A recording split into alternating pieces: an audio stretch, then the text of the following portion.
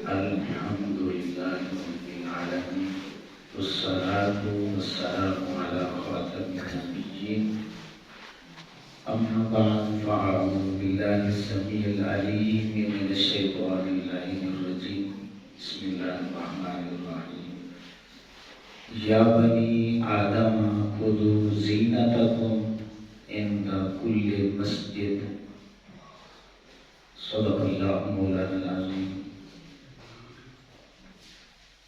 حمد و صلات کے بعد آپ تمامی احباب کو السلام علیکم ورحمۃ اللہ وبرکاتہ۔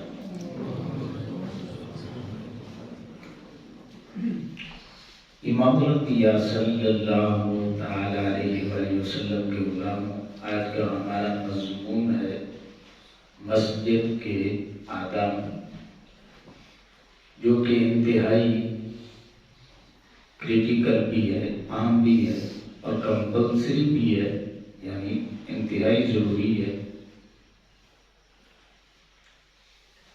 اگر ہماری ساری زندگی گزر جائے اور ہمیں مسجد کے آداب کا بھی پتہ نہ ہو تو ایسا نہ ہو کہ ہماری ساری عبادات اللہ رب العزت اپنی بارگاہ سے رد فرما دے۔ اس لیے آداب مسجد کا جاننا اپنی عبادات بچانے کے لیے انتہائی ضروری ہے۔ اس دنیا میں اگر آپ کسی کو 1,00,000 روپے بھی دینا، 1,00,000 روپے بھی، اور اسے بے عزت کر کے دیں، ذلیل و خوار کر کے دیں، اس کی عزت کا خیال نہ رکھیں، تو ہر غیرت مند شخص بھوکا مرنا پسند کر لے گا، وہ آپ کے پیسے کبھی بھی بے عزت ہو کر لینا گوارا نہیں کرے۔ تو امام الانبیاء صلی اللہ علیہ وسلم کے غلام، جس بارگاہ میں ہم حاضر ہیں، اس سے بڑی بارگاہ ہے ہی کوئی نہیں، یہ اللہ کی بارگاہ ہے۔ تو اس لیے آداب مسجد کا جاننا انتہائی ضروری ہے۔ مسجد کسے کہتے ہیں؟ ایسی جگہ جہاں پر ایک سچے رب کی عبادت کی جاتی ہو، ایک سچے رب کو سجدہ کیا جاتا ہو، وہ جگہ مسجد کہلاتی ہے۔ اسی لیے ہم مسجد کو اللہ کا گھر بھی کہتے ہیں یا نہیں کہتے؟ اب توجہ طلب بات یہ ہے کہ جب ہم نے مسجد کو اللہ کا گھر قرار دیا تو گھر کسی مکین کا ہوتا ہے، کوئی اس میں بستا ہوتا ہے۔ میری بات سمجھ آ رہی ہے آپ کو؟ مسجد کو ہم اللہ کا گھر کہتے ہیں، اور جب ہم نے اللہ کا گھر کہا تو جب گھر بنائیں گے تو پھر کوئی مکین بنائیں گے، رہنے والا بنائیں گے۔ تو جب مکین بنائیں گے تو اللہ رب العزت کی ذات کو محدود کریں گے۔ جب اس کی ذات محدود ہوگی تو پھر کفر لازم آ جائے گا، کیونکہ اللہ کی ذات وہ ذات ہے جو ہر زمان و مکان سے پاک ذات ہے، ہر جہت سے پاک ہے، ہر حدود سے پاک ہے، ہر لیمیٹڈ سے پاک ہے۔ تو پھر ایسا کیوں ہے کہ ہم مسجد کو اللہ کا گھر کہتے ہیں؟ اس کی وجہ یہ ہے کہ ہمارا یہ عقیدہ نہیں ہے، سن لیں، یہ عقیدہ نہیں ہے کہ جس مسجد کو ہم نے اللہ کا گھر کہا ہے اس میں اللہ رہتا ہے۔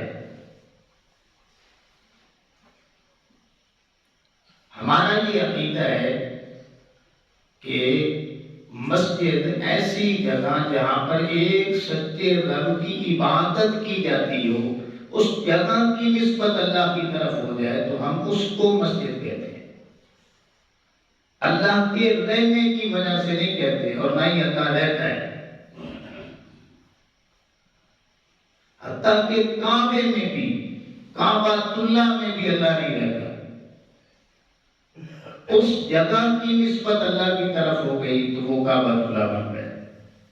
اب یہ بڑی بریک بات ہے ذہن نشین رکھنے والی کہ ہم میں سے، ہم گناہگار لوگوں میں سے اگر کوئی شخص اس دنیا کی کسی بھی جگہ پر جگہ خرید کر کے وہ چند بندے مل کے یہ فیصلہ کر لیں گے کہ یہ جگہ ایسی ہے جہاں پر ایک سچے رب کو سجدہ کیا جائے گا تو وہ مسجد بن جائے گی۔ جہاں پر میں اور آپ فیصلہ کر کے سجدہ گاہ بنائیں گے کہ اس رب کو سجدہ یہاں پہ ہوگا، وہ جگہ مسجد بنتی ہے، اور جسے اللہ رب العزت پسند فرما لے کہ یہاں پر میری عبادت ہوگی وہ کعبۃ اللہ بنتا ہے۔ اگر پسند بندے کی آ جائے تو مسجد بنتی ہے، اگر پسند اللہ کی آ جائے تو پھر وہ کعبۃ اللہ بنتا ہے۔ تو ان پاک جگہوں کی نسبت کی وجہ سے ہم انہیں اللہ کا گھر کہہ دیتے ہیں، خانہ خدا کہہ دیتے ہیں، کعبۃ اللہ کہہ دیتے ہیں۔ اس لیے یہ اللہ کا گھر کہنا بھی جائز ہے، صحیح ہے۔ یہ انتہائی بنیادی بات تھی جو عقیدے کے ساتھ تعلق رکھتی تھی۔ اگر کوئی بھی آپ سے یہی سوال کر لیتا نا تو آپ میں سے شاید کسی ایک کو بھی اس کا جواب نہ آتا۔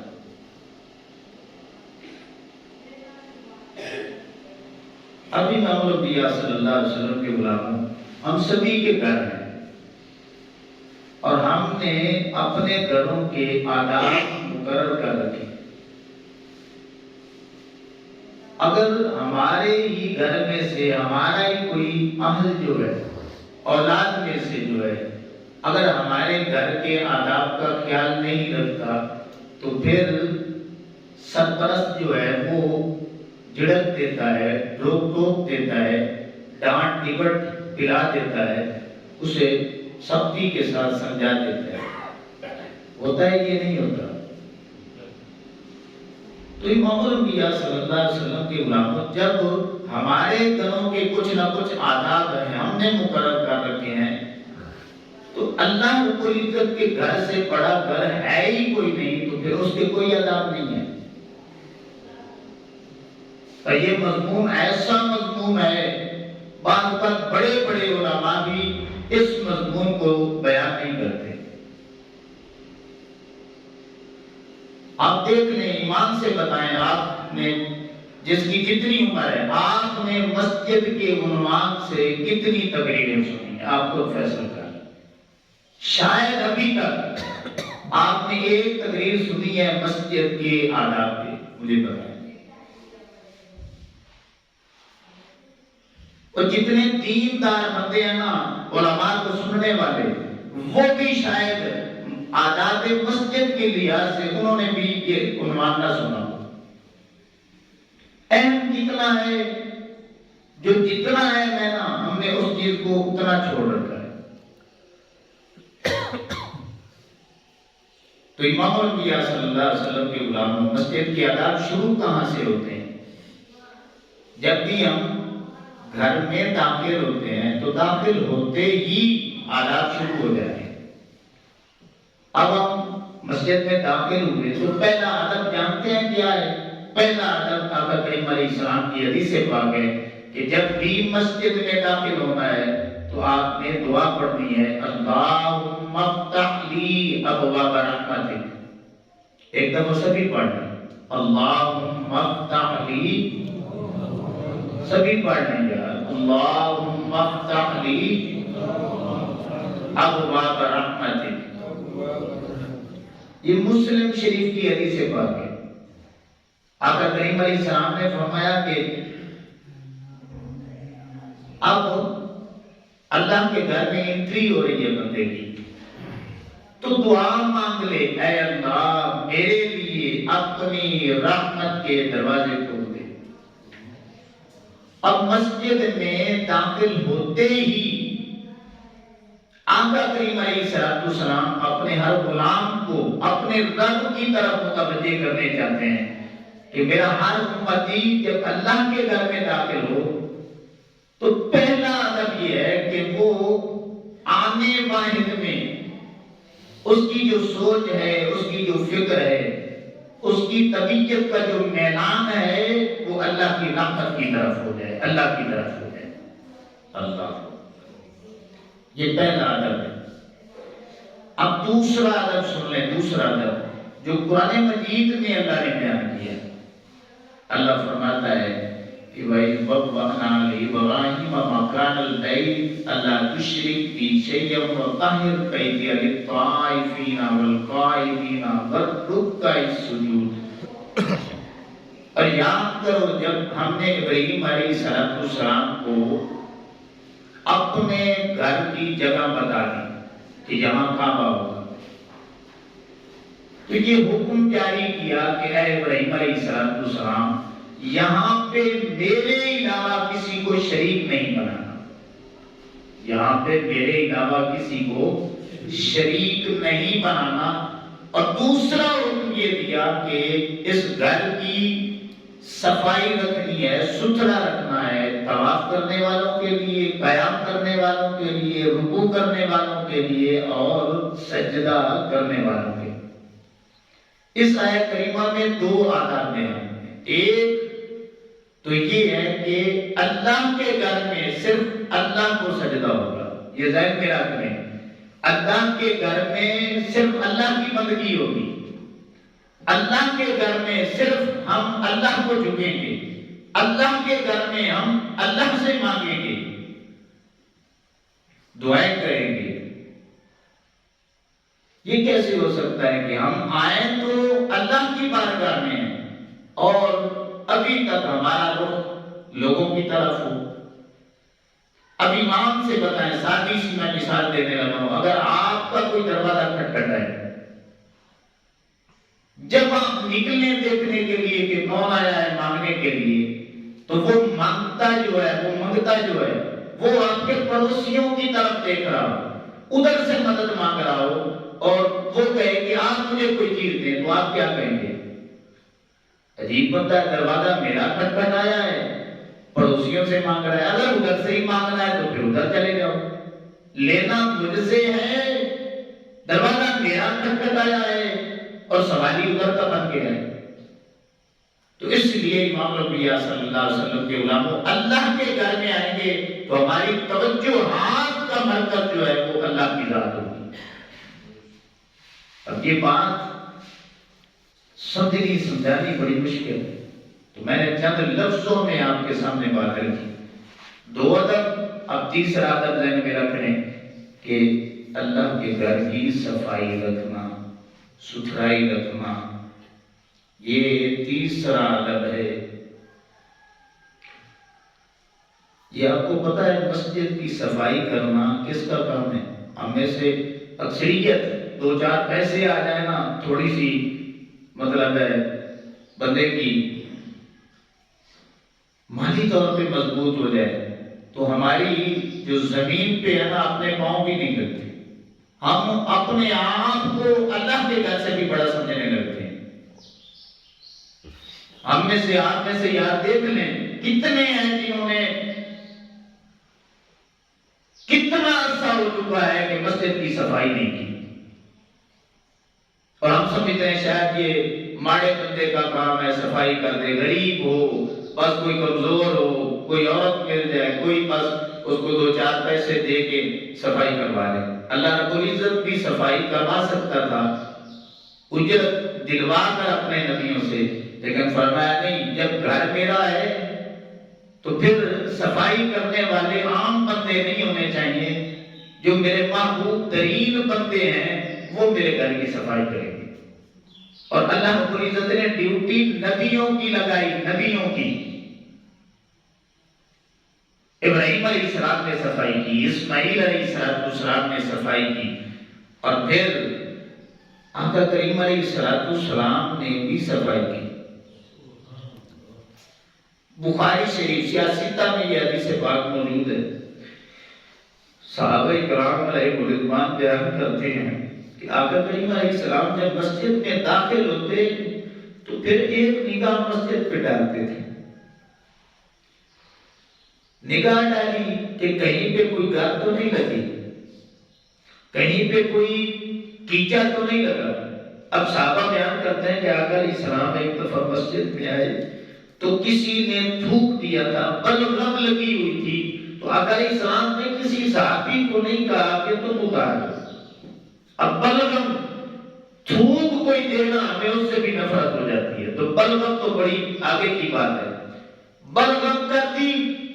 اب نبیوں کا امام اس کا طریقہ کیا ہے؟ آقا علیہ السلام ایک ٹھیکری لیتے ہیں، پتھر اٹھاتے ہیں، اس ڈیلے کے ساتھ خود اس بلغم کو اتارتے ہیں۔ تو صحابہ کرام نے یہ منظر دیکھا، پھر آگے بیان کر دیا منظر۔ آقا علیہ السلام بتانا چاہتے ہیں کہ جو میرے رب کا گھر ہے نا، اس گھر کی اس درجے کی صفائی ہونی چاہیے۔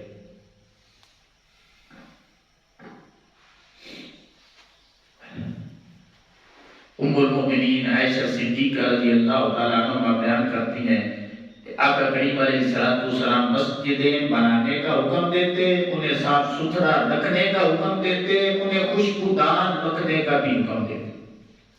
اب ایک حدیث پاک یہ بھی سن لیں کہ ایک حبشی عورت تھی جو مسجد میں اس نے حجرہ بنا رکھا تھا، ایک خیمہ لگایا ہوا تھا، وہ مسجد کی صفائی کرتی تھی۔ آقا کریم علیہ السلام اس سے بڑی محبت کرتے تھے۔ وقت گزرتا رہا، وہ صفائی کرتی رہی۔ ایک دن آقا علیہ السلام کہیں چلے جاتے ہیں، اب واپسی جب آتے ہیں تو دیکھتے ہیں وہ عورت نظر نہیں آتی۔ آقا علیہ السلام نے صحابہ سے پوچھا، میرے صحابہ کرام، ایک ادھر حجرے میں اس خیمے میں عورت رہتی تھی، مسجد کی صفائی کیا کرتی، آج دوسرا تیسرا دن ہے، مسجد کی صفائی اس طرح نظر نہیں آ رہی، اس طرح چمک دمک نہیں رہی مسجد۔ تو صحابہ کرام علیہ رضوان نے عرضی پیش کی، یا رسول اللہ صلی اللہ علیہ وسلم، وہ عورت تو فوت ہو گئی اور ہم نے آپ کو بتانا مناسب نہیں سمجھا، ہم نے تو اسے کفن دفن کا انتظام کر کے جنت البقیع میں دفنا دیا۔ آقا کریم علیہ السلام نے فرمایا کہ میرے صحابہ کرام، مجھے لے چلو اس عورت کی قبر پہ، تاکہ دنیا کو میں دکھا سکوں کہ یہ اللہ کی گھر کی نوکرانی تھی۔ تو میری بارگاہ میں اس کی عظمت کیا ہے؟ صحابہ کرام آقا علیہ السلام کو لے جاتے ہیں، اس عورت کی قبر دکھاتے ہیں۔ اب یہ خوش نصیب عورت دیکھیں، جنازہ بھی ہو چکا ہے، دن بھی بیت چکی ہے، اس عورت کی قبر پہ کھڑے ہو کر تمہارے اور میرے نبی نے پروٹوکول دینے کے لیے کہ وہ اللہ کی گھر کی صفائی کرنے والی تھی، آقا علیہ السلام نے اس کی قبر پہ کھڑے ہو کے اس کا جنازہ خود پڑھا ہے، صرف بتانے کے لیے کہ اس کی عظمت کتنی ہے، اس کی شان کتنی ہے، یہ کام کتنا ادا کیا کرتی تھی۔ آج ہم نے اسی کام کو چھوڑ رکھا ہے، سارے کنی کتراتے ہیں، کسی کی اس طرح توجہ نہیں ہے۔ اللہ۔ اب تیسرا ادب یہ صفائی ہے، صفائی، اور ہم نے صفائی کیا سمجھ رکھی ہے؟ صرف کلیمے صاف کر دینا یہ صفائی ہے، صرف جھاڑو لگا دینا یہ صفائی ہے۔ کلیمے صاف کرنا بھی صفائی ہے، صحن کو صاف کرنا یہ بھی صفائی ہے، مسجد کی در و دیوار کو صاف رکھنا یہ بھی صفائی ہے، حتیٰ کہ واش روموں کو صاف رکھنا یہ بھی مسجد کی صفائی میں داخل ہے۔ جہاں تک مسجد کا ایریا ہے اسے صاف رکھنا، ستھرا رکھنا یہ ہماری ذمہ داری ہے۔ اور ہم کیا سمجھتے ہیں، غلط فہمی بھی ہے ہمارے ذہنوں میں، وہ یہ ہے بس یہ انتظامیہ کا کام ہے۔ میں اللہ کے گھر میں بیٹھا ہوں، محلے میں جتنے بھی مسلمان ہیں جنہوں نے مسجد بنانے میں شرکت کی تھی نا، ان سب کی برابر کی ذمہ داری ہے کہ مسجد کی صفائی کا خیال رکھیں اور مسجد کی ضروریات کا خیال رکھیں۔ صرف انتظامیہ کا یا نمازیوں کا یہ کام نہیں ہے. جس نے کلمہ پڑھا ہے اللہ کی عزت کی قسم ہے اس کی ذمہ داری ہے مسجد کی صفائی کا خیال رکھنا، مسجد کی ضروریات کا خیال رکھنا. اب آگے جو چوتھا عدد ہے وہ ہے مسجد کی ضروریات کا خیال رکھنا. اب ضروریات کیا ہے؟ بالکل آسان ہے. بجلی کا بل ہے، گیس کا بل ہے، امام مسجد کا اجارہ ہے، اور صفوں کے حوالے سے، اسپیکر کے حوالے سے، دیگر چھوٹی چھوٹی ضروریات کے حوالے سے جہاں جہاں پہ بھی جس چیز کی ضرورت ہے اس چیز کو مہیا کرنا یہ مسجد کی ضروریات میں داخل ہے، مسجد کے آداب میں بھی داخل ہے.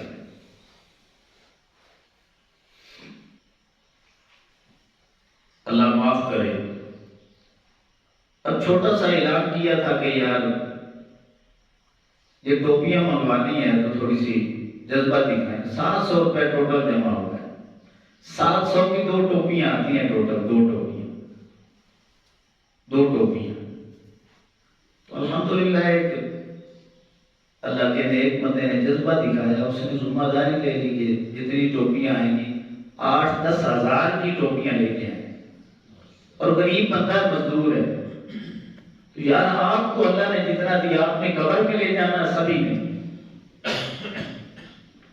آپ گھر والوں کو وصیت کر جانا جب جانا کہ یہ جتنی دولت ہم نے کما کے رکھی ہے نا، مرے تو قبر میں ہمارے ساتھ بھیجنا ہے.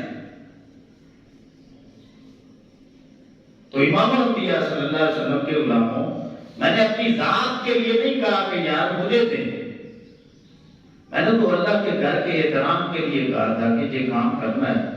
اور ایک ہی بار اعلان کیا ہے، دوسری دفعہ مجھے کہا ہے سبھی نے، میں نے کہا نہیں آپ مر جائیں گے نہیں کریں گے، ایک ہی بار میرا مقصد تھا کہ تو یہ جذبے ہیں ہمارے. اللہ اکبر.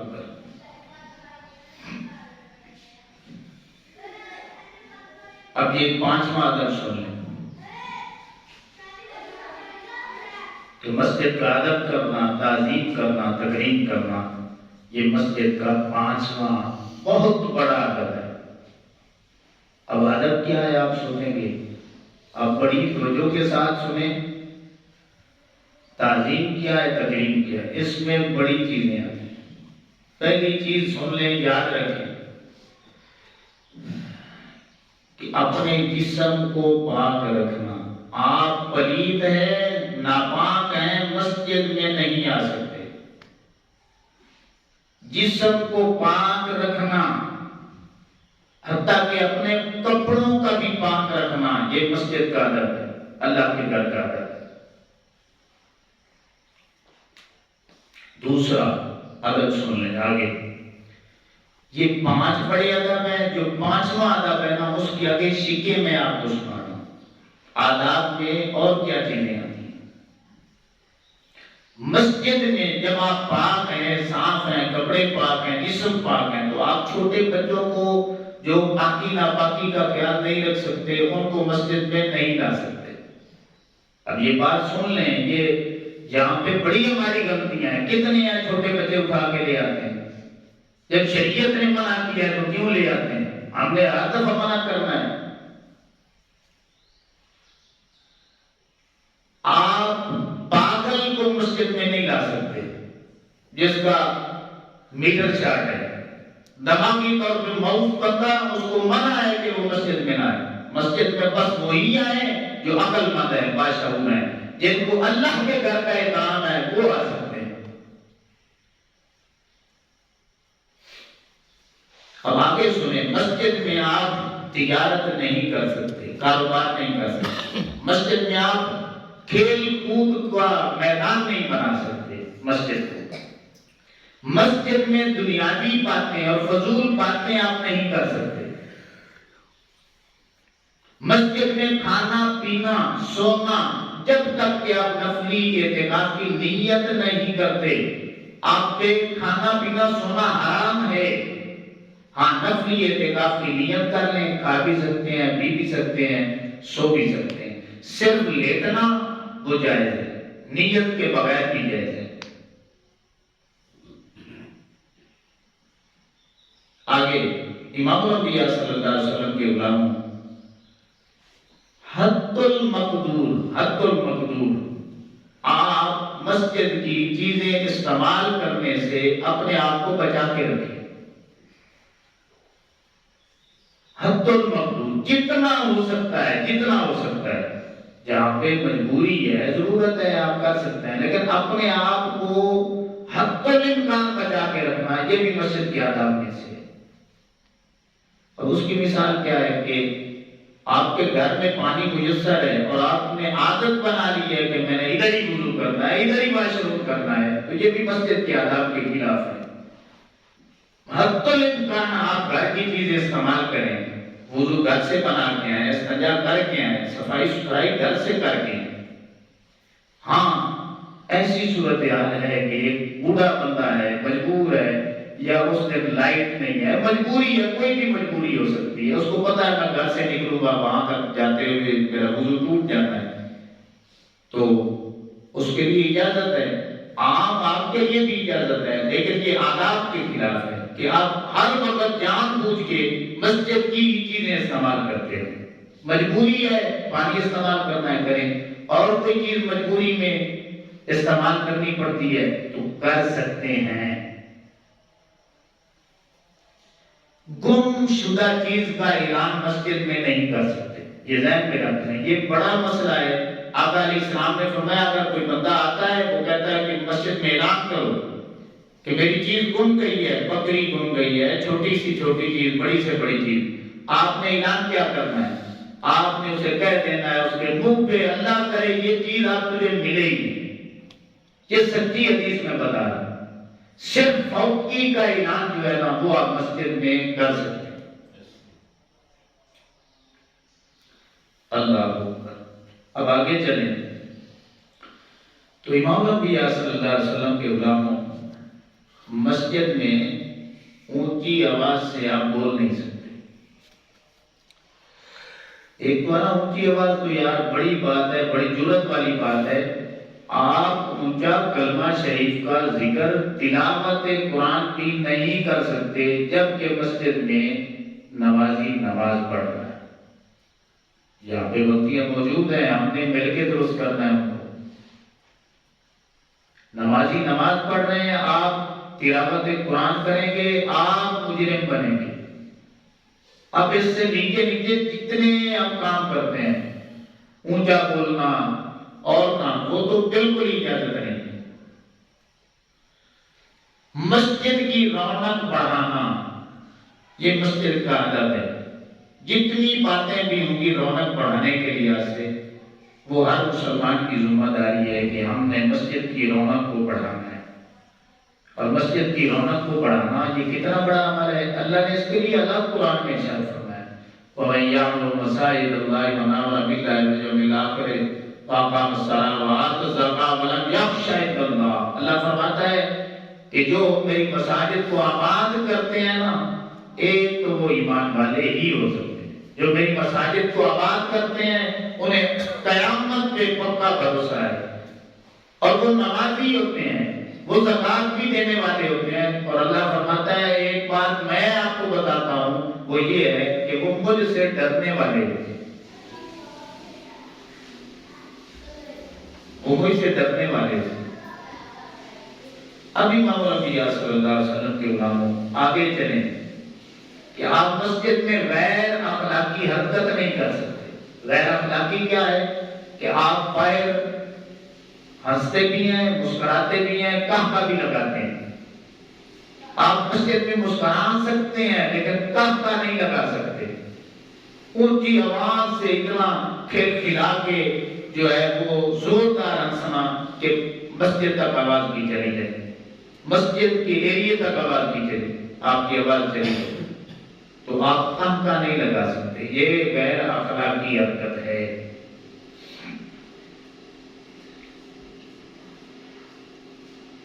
مسجد کو غیر آباد کرنے کے جتنے بھی اسباب ہیں آپ نے ان سے بچنا ہے. وہ کیا ہو سکتے ہیں؟ وہ یہ ہو سکتے ہیں کہ آپ نے جتنے بھی ادھر نیکی کے مواقع ہیں دوسروں کو بھی دینا ہے۔ اگر ایک ہی شخص سلام دیتا رہے گا دوسرے دیکھتے رہیں گے تو پھر ادھر سے ہی دل میں بات آنا شروع ہوتی ہے۔ اقامت کوئی پڑھتا ہے دوسرے کو بھی موقع دے تاکہ دل میں بات نہ آئے، ایک ہی جگہ پہ نہیں بیٹھنا، دوسرے کو بھی موقع دے دیں، کبھی کبھار دوسرا بھی ادھر آ کے بیٹھ جائے۔ بظاہر کہ چھوٹی چھوٹی باتیں لیکن آداب میں ہیں۔ یہاں سے کیا ہوگا؟ لڑائی ہوگی، جب لڑائی ہوگی وہ بندہ مسجد چھوڑ جائے گا، مسجد چھوڑے گا۔ اب قرآن پڑھیں، اللہ فرماتا ہے وَمَنْ أَظْلَمُ مِمَّن مَنَعَ مَسَاجِدَ اللَّهِ أَن يُذْكَرَ فِيهَا اسْمُهُ وَسَعَىٰ فِي خَرَابِهَا، کہ وہ بندہ ظالم ہے جس کی وجہ سے کوئی بندہ میرے گھر کو، میرے ذکر کو چھوڑ دیتا ہے، وہ ظالم بندہ ہے۔ اللہ فرماتا ہے مجرم ہے کہ ہمارے چھوٹے چھوٹے عمل کی وجہ سے نمازی مسجد چھوڑ جائیں، کیوں چھوڑ جائیں بھائی؟ اور پھر سب سے بڑا اگر میں آپ کو بتانے لگا ہوں جس میں ہم سبھی کمزوری دکھاتے ہیں وہ یہ ہے کہ مسجد میں آنا ہے تو پن ٹھن کے آنا ہے، پن سور کے آنا ہے، سجداری کے آنا ہے، خوبصورت لباس میں آنا ہے۔ تو یہ کہاں پہ لکھا ہے؟ یہ قرآن کی آیت ہے، اللہ کا حکم ہے، یا بنی آدم، اے آدم علیہ السلام کی اولاد، خذوا زینتکم، پن ٹھن کے آؤ، سمر کے آؤ، خوبصورت ہو کے آؤ۔ عند کل مسجد، جب میرے گھر میں آؤ تو پھر پن ٹھن کے آنا۔ اب ایمان سے بتائیں اگر آپ کی بیوی آپ کے لیے بنتی ٹھنتی نہیں ہے، کسی اور کے لیے بنتی ٹھنتی ہے تو آپ کو خوشی ہوگی؟ یاد بتائے تو صحیح، خوشی ہوگی؟ نہیں، ناراضگی ہوگی۔ اب بندہ اللہ کا ہے اور وہ بندوں کے لیے بنتا ٹھنتا ہے، ولیموں پہ جاتا ہے، خوبصورت اس کے کپڑے ہیں، جوتے خوبصورت ہیں، اس نے واسکٹ لگائی ہوئی ہے، اس نے کنگھی کی ہوئی ہے، اپنا حلیہ اس نے بڑا اعلیٰ بنایا ہوا ہے۔ جب اللہ کی بارگاہ میں آتا ہے تو پھر پرانے کپڑوں میں آتا ہے، بن ٹھن کے کیوں نہیں آتا؟ جبکہ اللہ کا حکم ہے میرے بندوں میرے گھر میں آنا ہے تو بن ٹھن کے آنا ہے۔ ہم بندوں کے لیے بنتے ٹھنتے ہیں کہ بندے دیکھ لیں ہمارے کپڑے کتنے آنا ہے، ہمارے جوتے کتنے آنا ہے، لیکن اللہ کے لیے یار کون بنے گا، کون ٹھنے گا، کون خوبصورت کپڑے پہن کے آئے گا اور دکھائے گا مالک دیکھ لے تو نے مجھے مال دیا ہے تو میں نے اس کا اظہار بھی کر دیا، یہ تیرا ہی دیا ہوا مال ہے، تجھے ہی دکھانے کے لیے آ گیا ہوں کہ مالک اس میں میرا کوئی کمال نہیں ہے، ساری تیری کرم نوازی ہے۔ تو پھر مالک خوش ہوتا ہے کہ میرا بندہ میرے لیے بن سور کیا ہے۔ اب یہ دیکھ لیں خذوا زینتکم میں آپ کے کپڑے بھی اعلیٰ ہونے چاہیے، بن سور کے آنا ہے تو آپ کی ٹوپی بھی اپنی ہونی چاہیے، کپڑا سر پہ رکھنے والا اپنا ہونی چاہیے، غیر کی ٹوپی نہیں ہونی چاہیے۔ اکثر آپ کہتے ہیں مساجد میں ٹوپیاں رکھیں گی، وہ ٹوپیاں نہیں رکھنی، اس آیت کے خلاف ہے، اس میں کوئی عزت نہیں ہے۔ اگر کسی کی میری بات نہیں سمجھ آ رہی، جب ولیمہ ہو دعوت ہو وہ ٹوپی پہنے ربڑ والی پہن کے جائیں ولیمہ کھانے، پھر میں دیکھتا ہوں آپ کے ساتھ کیا ہوتا ہے۔ اللہ کے گھر کو اور اللہ کی بارگاہ کو اپنی جیب میں لیے بھی ہے، اللہ کے گھر کی یہ قدر کی ہے کہ ربڑ والی ٹوپی جو آپ اپنے گھر میں نہیں پہننا چاہتے، اپنی دکان پہ پہن کے نہیں بیٹھنا چاہتے، وہ ٹوپی پہن کے آپ اللہ کے سامنے کھڑے ہوئے ہیں، تو یہ اللہ رب العزت کی تعظیم نہیں ہے، یہ اللہ کے گھر کا ادب نہیں ہے۔ اس لیے الحمدللہ میں نے ادھر سبھی آباد کو تیار کیا، آپ اپنی ٹوپیاں رکھیں گے اور ٹوپی بھی خوبصورت رکھیں گے، سونی رکھیں گے، تو آپ نے جب مسجد میں آنا ہے بن ٹھن کے آنا ہے، کپڑے سونے پہن کے آنے ہیں، اور آپ نے بن سور کے آنا ہے، داڑھی ہے کنگھی لگا کے آنی ہے، ٹوپی ہے صاف ستھری ہو، جب آئیں تو آپ اللہ کو دکھائیں کہ مالک اتنا بنا سورا تو میں اپنی بیوی کے لیے بھی نہیں ہوں، اے مالک دیکھ لے تیرا حکم تھا میں نے عمل کر کے دکھا دیا۔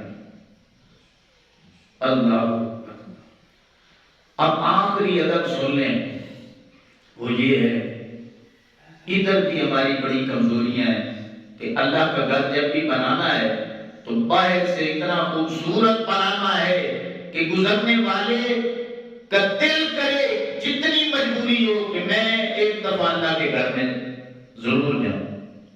باہر سے اتنا سونا بنا دو کہ لوگ دیکھیں آنے کے لیے تیار ہو جائیں.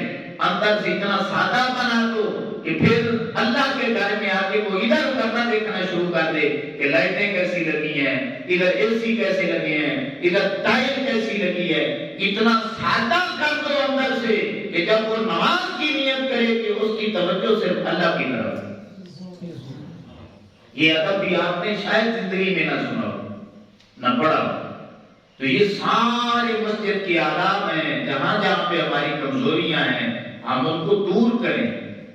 امام الانبیاء صلی اللہ علیہ وسلم کے غلاموں, اگر ہمیں آداب مسجد نہیں آئیں گے, اللہ کے گھر کے آنے کی جو آداب ہیں وہ نہیں پتہ ہوں گے, تو ہماری عبادت پھر کس کام کی ہے, پھر ہمارے اذکار کس کام کے ہیں, پھر ہمارا اللہ کے ساتھ تعلق کتنا ہے. تو اس لیے امام الانبیاء صلی اللہ علیہ وسلم کے غلاموں بڑی جامعیت کے ساتھ قرآن کا مطالعہ کر کے اور آقا کریم علیہ السلام کی احادیث مبارکہ کو میں نے بار بار پڑھ کے وہ آداب جو قرآن میں ہیں, وہ آداب جو آقا علیہ السلام کی صحیح حدیثوں میں ہیں, وہ میں نے آپ کے سامنے اللہ سے ڈر کے وہ میں نے آپ کے سامنے رکھ دی. اب ہماری جو ذمہ داری ہے وہ کیا بنتی ہے کہ جہاں جہاں پہ ہماری کمزوریاں ہیں ہم ان کو دور کرنے کی کوشش کریں. اللہ رب العزت مجھے آپ کو سبھی کو عمل کی توفیق عطا فرمائے. وما علینا الا البلاغ.